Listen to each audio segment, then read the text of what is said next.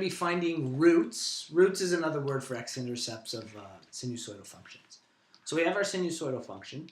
To find a root or an x-intercept, that's when we're talking about y equal to 0.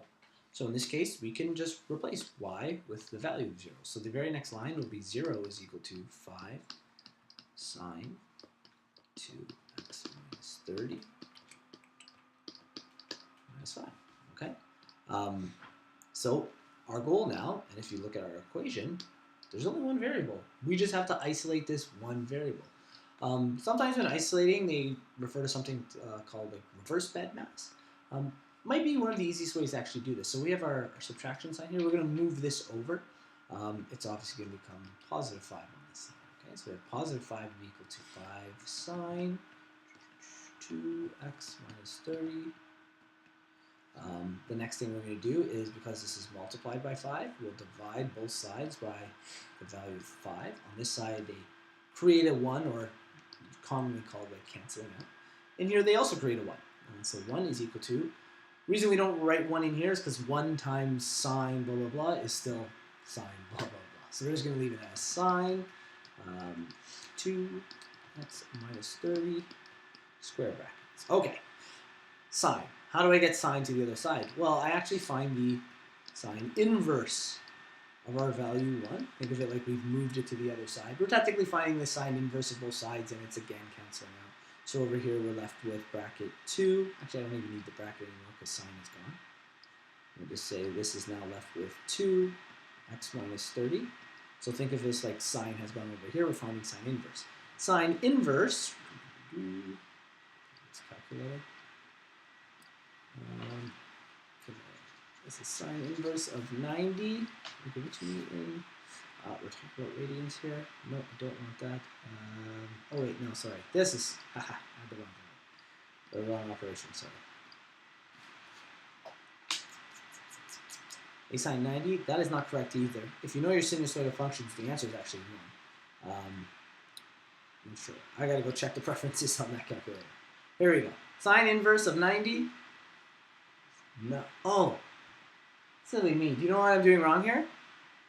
I keep putting in 90 instead of 1 because I know that the sine inverse of it. Okay, let's try that again. Second function of 1. 90. Great. So it wasn't the calculator. I'm going to go just to make sure, to prove me wrong that I'm not smarter than a calculator, which I clearly am not. 1 is, this one I think is ingredients. Check. Preferences.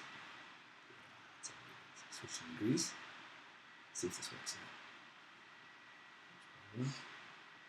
Sorry, I've become obsessed with proving this now. 1 is in degrees 90. Yay, we got it. Okay, our calculators work. A lot of work for nothing. That was 90. So this becomes 90 is equal to 2x minus 30. Again, we have 2 on this side because it's multiplication. We essentially want to divide. Those disappear. They cancel out. This becomes 45. 90 divided by 2 is 45. Is equal to x minus 30. And when we move 30 to the other side, it becomes 45 plus 30 is equal to our value of x, okay, which is 75. So one of the x-intercepts, one of the coordinates is 75 and 0. But this is, like we talked about very briefly, a sinusoidal function.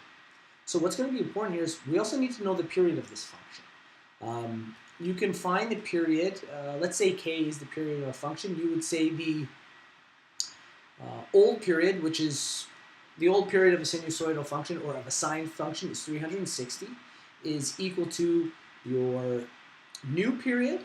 I'm going to call it period of the new function divided by your k value. And your k value is this number here. So we divided by your k value. And our, I have this right? No, I have this wrong. Sorry. Like that. There we go. Is equal to the new one. That makes more sense. So it would be 360 divided by 2 is equal to our new period. 360 divided by 2 is 180 degrees. So the period of the new sinusoidal function after we've transformed it is 180 degrees. So we take that 75 And we can start finding the next instances by adding 180 to the x values. Remember, these are the x's and the y's. The y's are always going to be 0, so that's going to be 0 again. 175 and 75 and 180 is going to be 5, carry 1, 2. 255. And we can just kind of continue this way. In fact, we can also do the reverse. Let's continue here. 5, what is that? 3, carry a 1, 4. 435? I think it should be 435. We can also do the reverse. We could have took 75 and let's go back to our 75 and subtracted 180 degrees. Okay.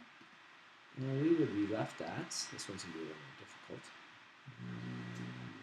negative 105? I think it would be negative 105 and 0. Okay. So I've actually got a graph up here. 5 sine 2, x minus 30 minus 5. There you go, negative 105. If they're not asking for that, that's fine, but then we have 75, we add 180, 255, we will add 180, 135. So those are your answers.